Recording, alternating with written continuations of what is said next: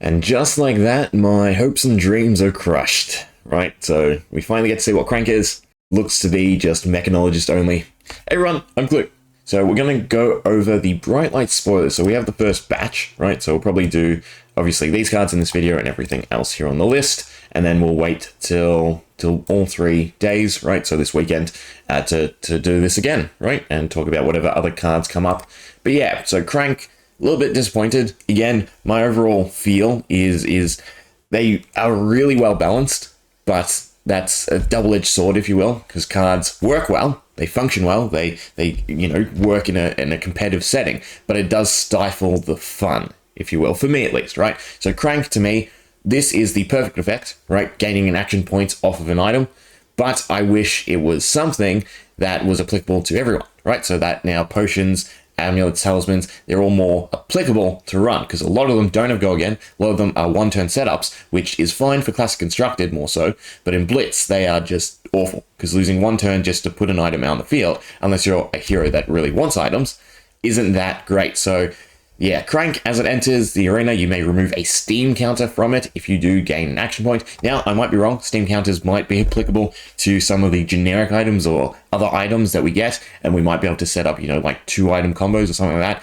that. I'd be okay with that, but altogether, I just wish Crank was something, a trigger that, made, as you put an item, gain an action point. So exactly this, just not the Steam count element, and therefore was applicable across the board, but what can we do? And the same thing sort of goes for my view on Dash Database, right? So you may look at the top card of your deck at any time. Once per turn, you may play a mechanologist item with cost 0/1 from the top of your deck as though it were instant. It costs an additional resource to play. Now, would this have been so bad if it was just any item, right?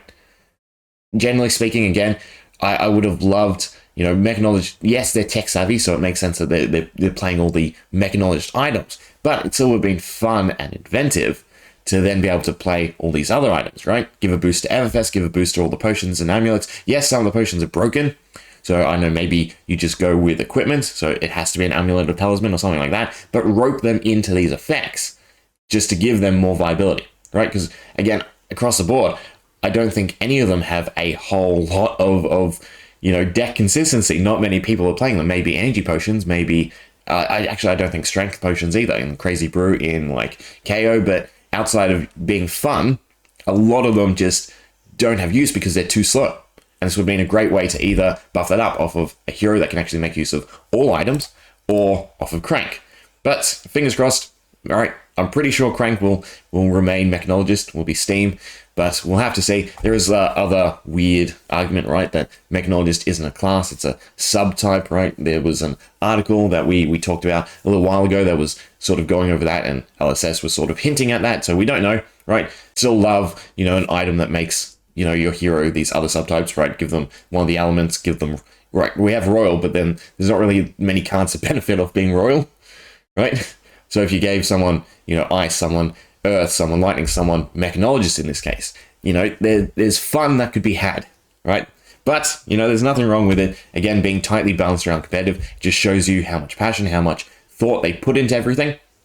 But let's get on with the spoilers. So we'll start from the start. We'll go over Tekla-Vison and the proto stuff as well as the promos. Again, right, the only card we'll probably skip is the Tunic. Okay, so Dash Database, you may look at the top card of your deck at any time. Once per turn, you may play a mechanologist item with a cost 0/1 from the top of your deck as though it were instant, but you have to pay 1 additional resource. She has 2 less life, but unlike Dardadol, she actually has 4 intellect. So it's a slightly weaker Dardadol effect because it is quite easy to banish mechanologist cards with Dardadol, right? But we can sort of see, and I think this is what a lot of people are thinking, the Dash is transitioning into Dardadol, right? Which would be interesting because this is young. So what, young Dash in one timeline becomes Dardadol, and then old Dash, or, Dardadol is just her consciousness. That could be the other argument, I suppose. Right, so compared to actual Dash, it is just a straight up improvement, right? I don't see the rationale to run normal Dash. Maybe in some sort of like OTK or FTK, if there is something applicable, right? But just the ability to get way more items out, again, for cheap, which is still nice, right? Because they're just instant, they're 1 extra card in your hand, so it's basically like a 5 if you're running a bunch of items. Again, though compared to Dardadol, Dardadol just seems crazy. So the adult version of the new dash, if we do get an adult version of this dash, I assume we will, right? You're probably going to go with that over normal dash, but then Data Doll is probably still the Blitz variant to run in terms of just item economy. Then we have Max Nitro. Once per turn, pay 2, create a Hyperdriver token with 2 Steam counters. Activate this ability only if you have boosted this turn. And then Hyperdrivers you control get Crank. So as it enters the arena, you may remove a Steam counter from it. So basically you can pay 2 and gain an action point as long as you boost it.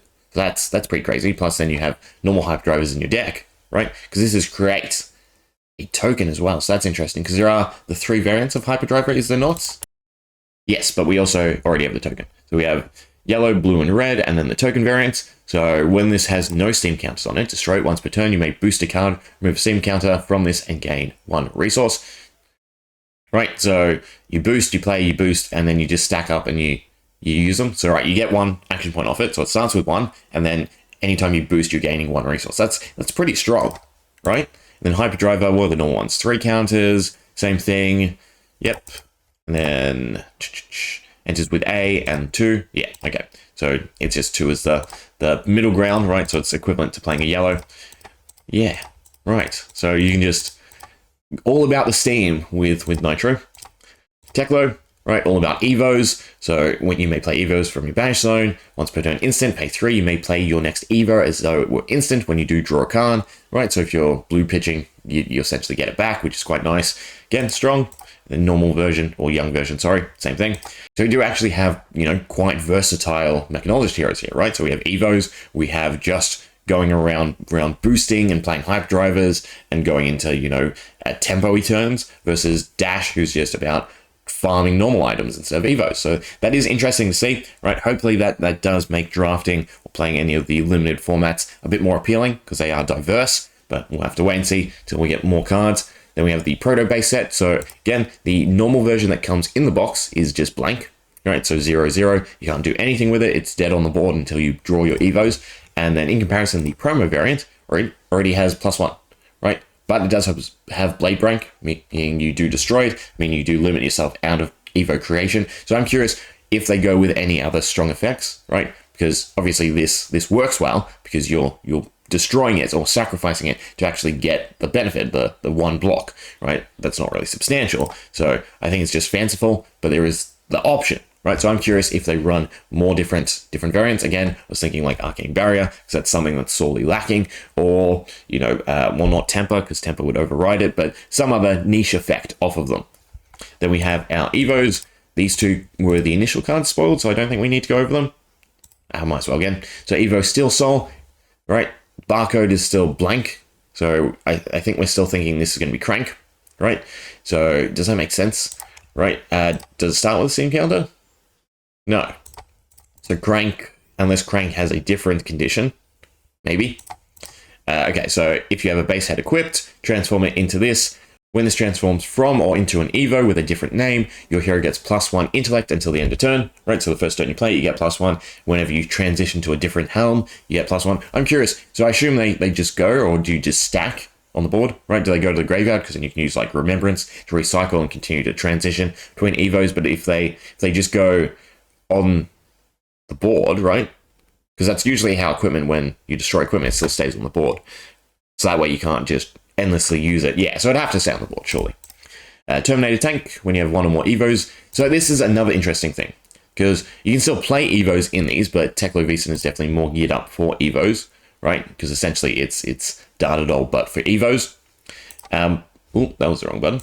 Go back. Right, so a lot of the Evo cards are about just stacking Evos. So I'm curious how well they will work in either of these 2, right? Maybe off of Max, right? Nitro, off of getting the resources, off of boosting, but also I haven't seen boost on any of them. So I think we're going to have, well, maybe not 3, but 2. So we have Evos and boost, right? As the 2 archetypes, if you will, for mechanologist, and then Dash can sort of run the middle ground or something like that, maybe. Shriek Razor. So when this is in your graveyard, at the start of your turn, you may destroy 2 silver you control, so the usual assassin recycle. An attack reaction, pay 2, destroy this target attack action. Oh, that is not great. Pay 2, destroy this, and it gets a -1. Target attack action card, defending an assassin. If this was all target attack actions, maybe, but What's the current competition? It is the Flick Knives, right? And I feel like just landing the dagger effects is stronger than Shriek Razor. Yeah, so Flick Knives is the other arm slot. So you can't recycle it, but it doesn't get destroyed, right?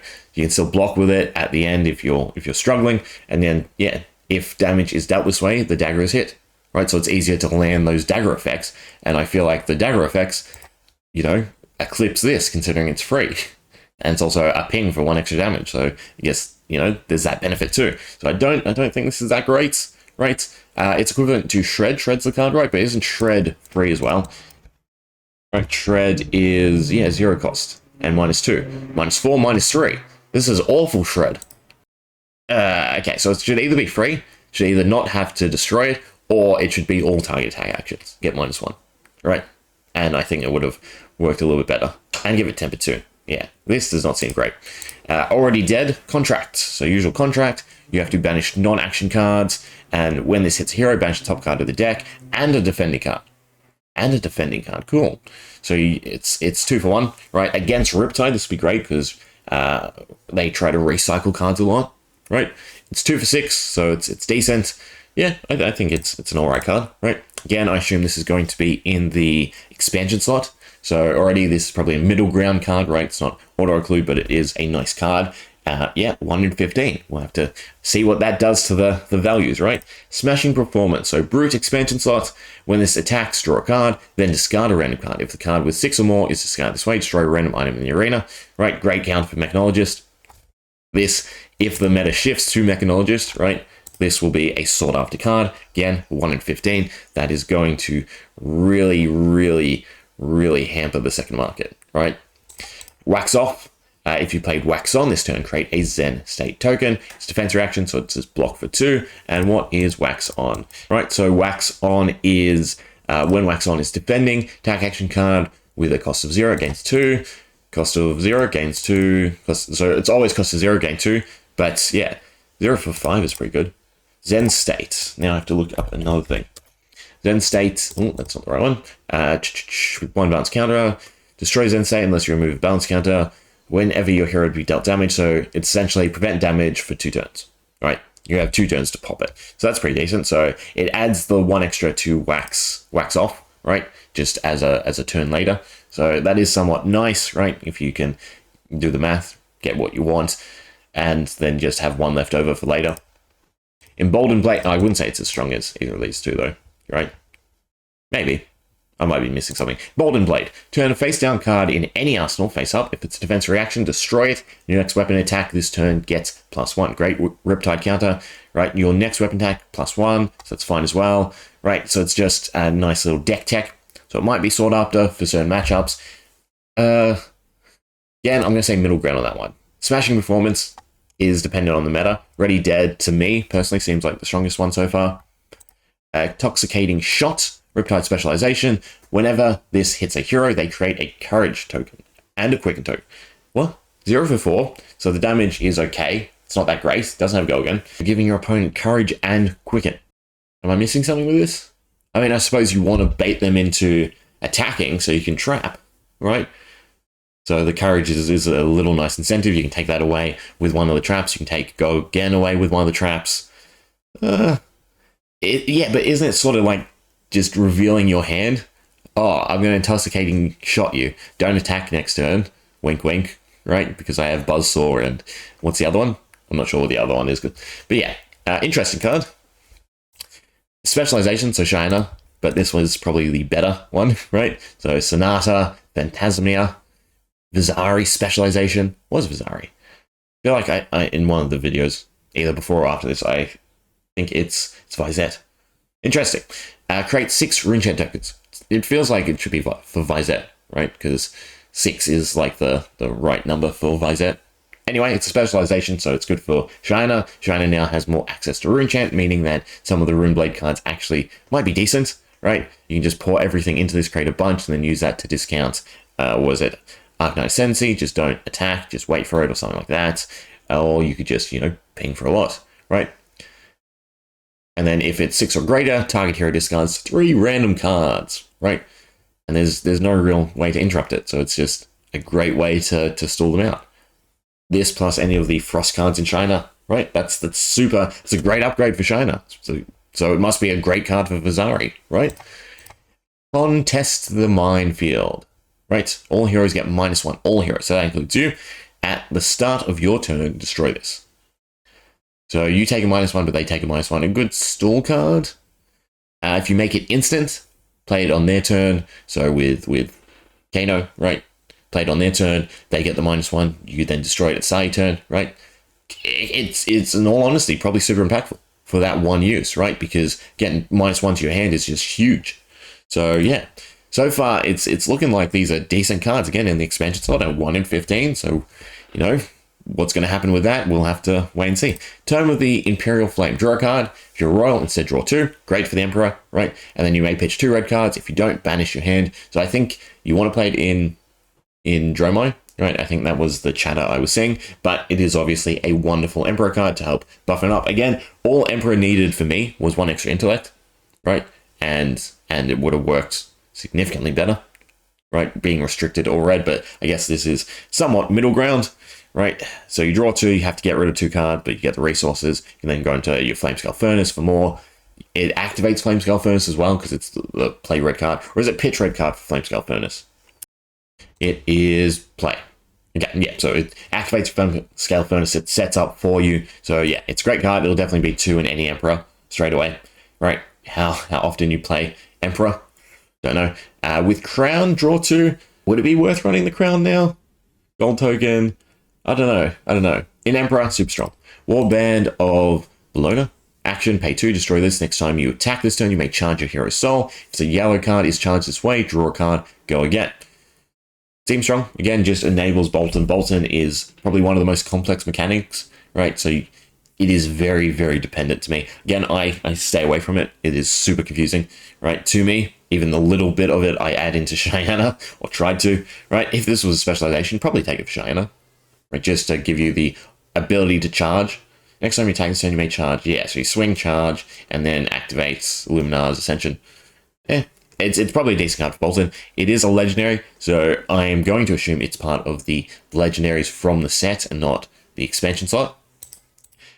Spring Tunic, opposite though, right? It's a reprint. So whether or not this counts as the legendaries for Bright Lights, that's actually curious because I think it's 7 legendaries, right? I would assume that, you know, mechanologist isn't just going to get 7. They might, in all honesty, they could, right? Split across, have some evos, have some items, have some just equipment cards.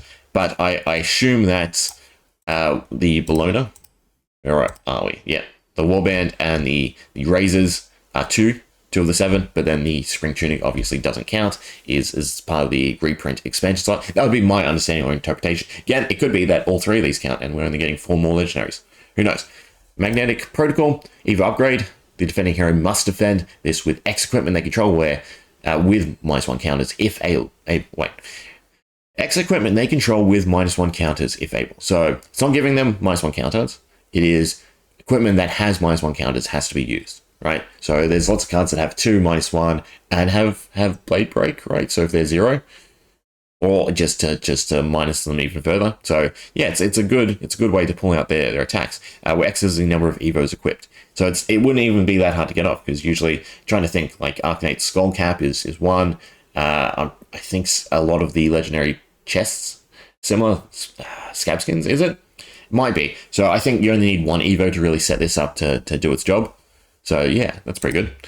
Pulse Wave Protocol, Evo, when it stacks a hero, they reveal X number of cards, where X is the number of Evos you have equipped. Choose an action card with defense less than X, and add it to the chain link as a defending card. So a good way to just pull out their card. It doesn't have to go again, right? So you can't, bait and then go into something else.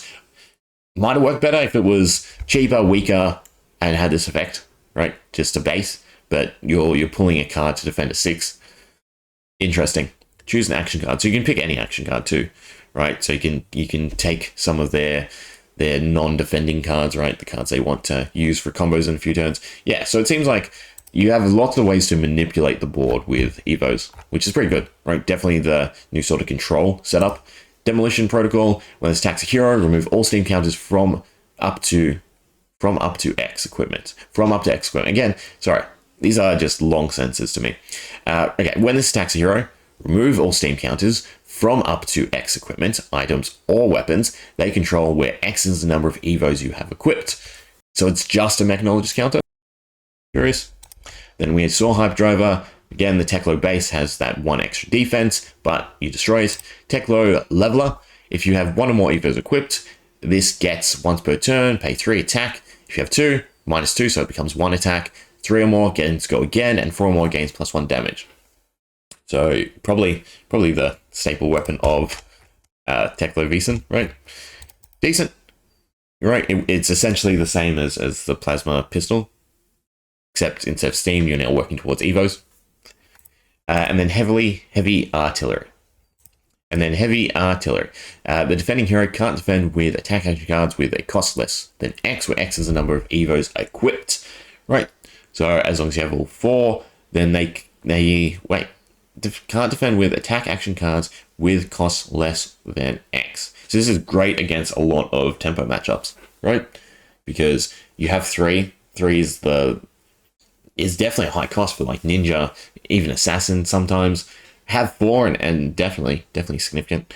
Yeah, so I think this is good, right? And then 5, but it's still the same effect, and 4 it's still the same effect. Yeah, so red just against, again, like ninja, ranger even. Ranger, a lot of the cards aren't that expensive. Even warrior? Yeah, I like this card.